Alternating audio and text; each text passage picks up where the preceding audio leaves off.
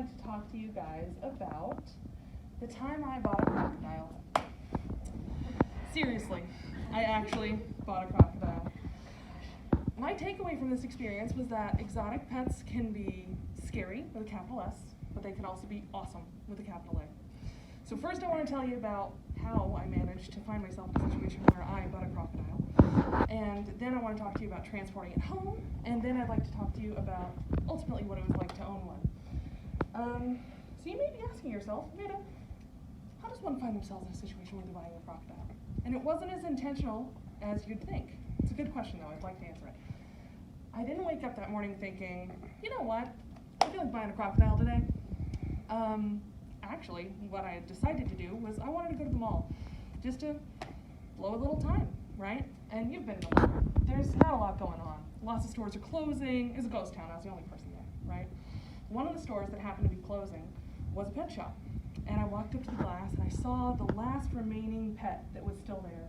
And it was a 3.5-foot Cayman named Manny. So this is my guy. And he was cool. I mean, he was really, really cool. And the pet shop owner obviously needed to unload him because he came running out the door and he says, "Hey lady, do you want that crocodile? I'll sell him to you for $90 right now." I said, "Oh, no, thank you though. I'm not gonna buy a crocodile today, but thank you." And so he says, "Well, don't you just want to come in and look a little closer at him?" And I said, "Well, I mean, he is pretty cool. All right, I'll come in." So, you know, I went in and I'm checking him out and man, he is magnificent. Just awesome. But I'm feeling really bad for this guy because I told you he's a 3.5-foot Cayman. This jerk has him squeezed into a 3-foot tank. He can barely move, his tail is all twisted around, and I'm just feeling really guilty for this little guy. And then this jerk is still going with the, sales pitch. He's like, "Why don't you want to buy him?" I said, "Because he's a crocodile. He's gonna bite my fingers off, right?" And he says, "Oh, no, if he gets out of line, you just beat him with this." Then he proceeds to show me the PVC pipe that he beats the crocodile with. So I'm thinking to myself, okay, so this is either a very bad person or a very good salesman, but either way, I feel kind of guilty leaving this crocodile here. I think I have to buy him. So I gave him $90 and I said, "If you'll hold him for me till the end of the day, I will be back." So I left. And I went and I bought the biggest tank I could afford, all the lights, all the food, everything that I needed. And,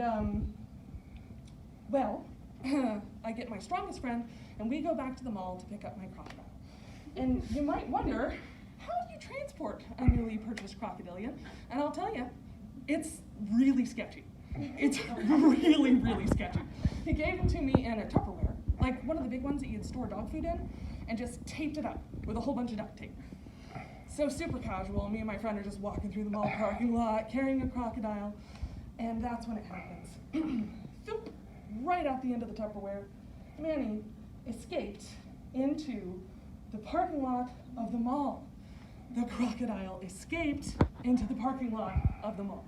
And it took off like a bat out of hell. My friend and I are both panicking at this point. I'm screaming, he's screaming, we're chasing after it. I don't know what I'm gonna do even if I catch it. Luckily, my friend was much more brave than I. He gets on top of it, sits down, grabs it by the mouth and says, "Amanda, bring the box!" So I run over, I open the box, we throw the crocodile in, we close it. Crisis averted. But then we proceeded to drive him home on the interstate in a Tupperware that he had already escaped from.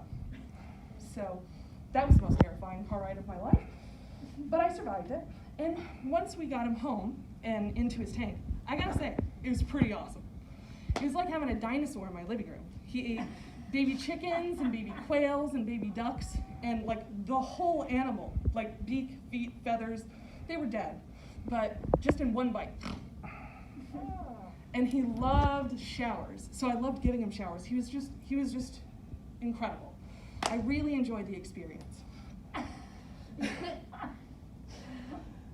Okay, so yeah, that's basically my story, right? I bought a Cayman, and I drove it home in a precarious Tupperware. Would I say that it was worth it? Absolutely. Would I do it again? Not for $1,000. No. I wouldn't recommend that anyone buy a Cayman on a whim. As a matter of fact, Reptiles Magazine says that if this animals should be kept at all, it should be by a veteran herper. And you don't even know what a herper is, so you're definitely not a veteran. So if you're watching this presentation and you're thinking, you know what, maybe it's for me. No, it's not for you. Just don't do it. I don't recommend it, but it is a good allegory for taking a chance. Sometimes you just gotta buy a crocodile, because otherwise, when your professor says, do a personal experience speech, you're not gonna have anything to talk about, right? So I encourage you to go out and find your crocodile, not a literal one, a figurative crocodile, right? Your crocodile might be shaving your head or moving to a new city, but you don't wanna grow up and realize that you never did anything cool, so take a chance. It's probably worth it. Thank you.